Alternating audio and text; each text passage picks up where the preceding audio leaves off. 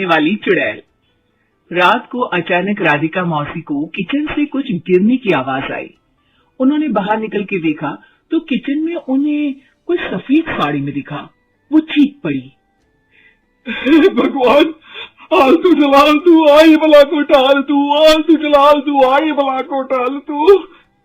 राधिका मौसी को चीखते सुनकर श्रवण बाहर आता है भागते हुए। अरे माँ, क्या हुआ? क्या देख लिया? दादी माँ आ गई क्या सपने में? अरे बेटा, रसोड़े में देख तो कौन है?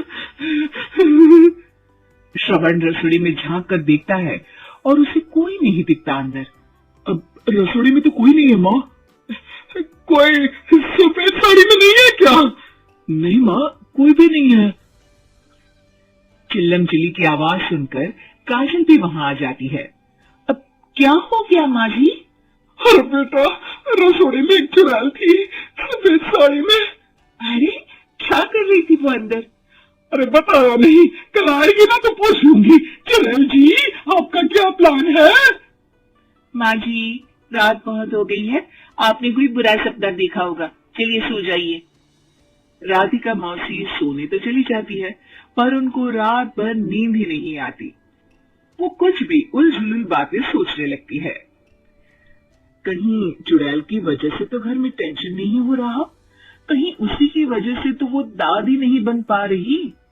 सुबह जब राधिका मौसी रसोड़े में छानबीन करती है तो पाती है कि नींबू का अचार गायब है। चुड़ैल नींबू का अचार ले गई? मुझे तो ठीक नहीं लग रहा कुछ। चुड़ैल को भी पता है कि जिंदगी का असली मजा तो खट्टे में ही है। राधिका मौसी झट से श्रवण को फोन कर देती है। बेटा, मुझे समस्या समझ में आ गई है, हमें एक तांत्रिक की जरूरत है। अरे क्या बोल रही हो माँ, तांत्रिक की क्या जरूरत है? आप पूजा पाठ तो कर ही रही हो ना। आलतू जलालतू मंत्र सारे फालतू जैसे कुछ मंत्र पढ़ो, चली जाएगी अपने आप चुड़ैल। अरे नहीं बेटा, कभी चुड़ैल को कम नहीं समझते। अरे तुझे पता भी नहीं चलेगा कि कभी वो छल करके काजल की जगह घर की बहू खुद बन जाएगी। क्या माँ, कुछ भी बोल रही हो? कहाँ काजल और कहाँ चुड़ैल?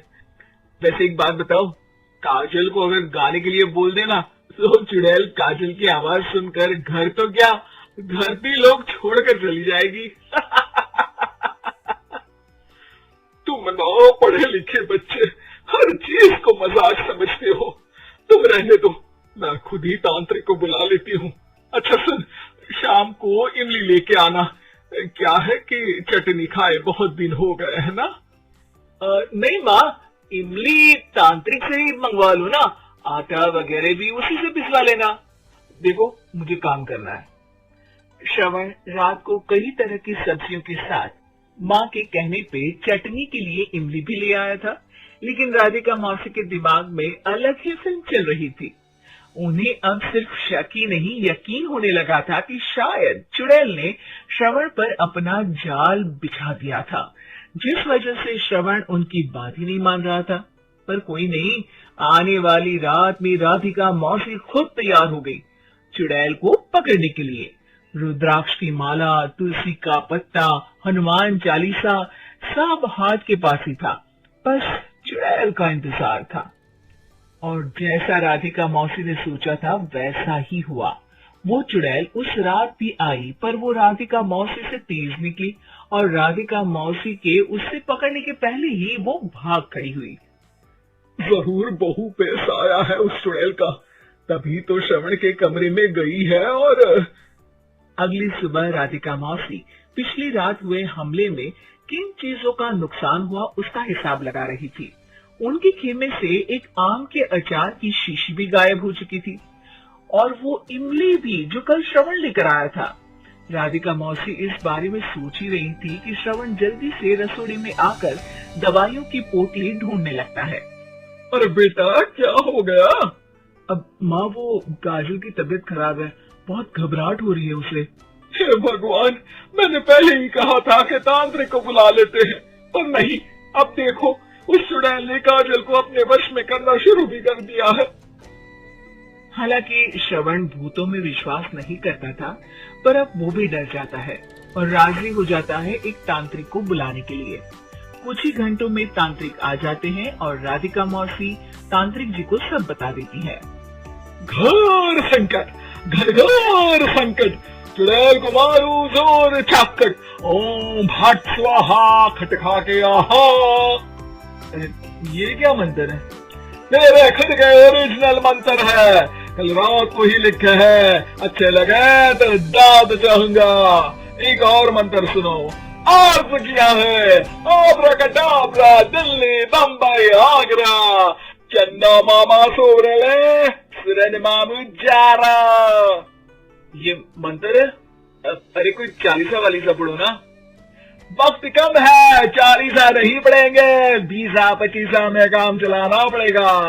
अलग निरंजन जाके लंदन, मुफ्त का मंजाम घिस मेरा लंदन। अरे जल्दी करो तांत्रिक जी, जल्दी करो। तांत्रिक अपनी उल झलूल मंत्र पढ़ने लगता है। श्रवण को तांत्रिक पे शक होता है। वो अपने एक डॉक्टर दोस्त को कॉल कर देता है ताकि कोई अनहोनी हो तो इमरजेंसी में चीजें मैनेज हो जाए। तांत्रिक धुनी रमाता है जिसकी वजह से कमरे में काफी धुआं हो जाता है और जिसकी वजह से बहू की घबराहट बढ़ जाती है। अब भागेगी चुड़ैल। हाँ। बहू खांसते हुए धुएं से बचने के लिए बाहर चली जाती है। अरे भाग रही है, भाग रही है। पीछे पीछे श्रवण भी जाता है। बहू एक सोफे पर बैठ जाती है। तभी डॉक्टर दोस्त आ जाते हैं और श्रवण को पानी लाने के लिए कहते हैं। थोड़ी चेकअप के बाद डॉक्टर कहते हैं, मेरे हिसाब से जाप का काम पूरा हो गया है। क्या मतलब? अरे कुछ भी नहीं माँ, कोई चुड़ैल नहीं है, खुशखबरी है, अब दादी बनने वाली है। मगर वो सब अचार के डब्बे। श्रवण दोनों अचार के डब्बे अपनी माँ को दिखाता है जो कि उनके बिस्तर के नीचे छुपे हुए थे। आपने सही बोला था माँ, वो चुड़ैल काजल ही थी जो खट्टा खा रही थी। हमें कल ही पता चला, पर हमने आपको ये तांत्रिक वाला काम करने दिया ताकि आपको भरोसा हो जाए कि भूत वगैरह कुछ होता ही नहीं। अच्छा अच्छा, ये तो बड़ी खुशी की बात है, पर बेटा मुझे एक झाड़ू तो ला दे। क्यों माँ? ये तांत्रिक का भूत उतारती हूँ मैं। अब तांत्रिक राधा मौसी के डर से घर से भाग निकलता है और राधा मौसी उसके पीछे भागती है। अरे संकट ये घनघोर है, तांत्रिक मुआ चोर है।